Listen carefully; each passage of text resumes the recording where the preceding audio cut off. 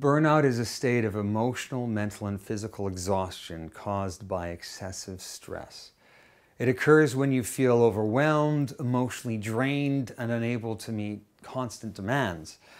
Everyone is at risk of burning out, so it's important to be able to recognize the signs and learn some strategies for coping.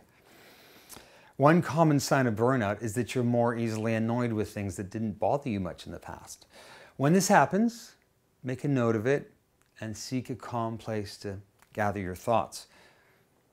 And make sure you're taking care of yourself outside your work life. Self-care at home can have a positive impact on your mental state wherever you may find yourself.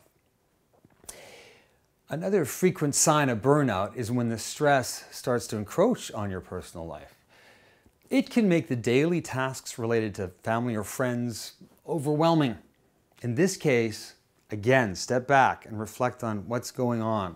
And try talking with a trusted friend or family member about what you're experiencing.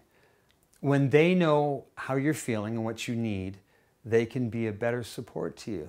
It's important to have support, but only you know how you're feeling. So take the initiative to take care of yourself before you burn out.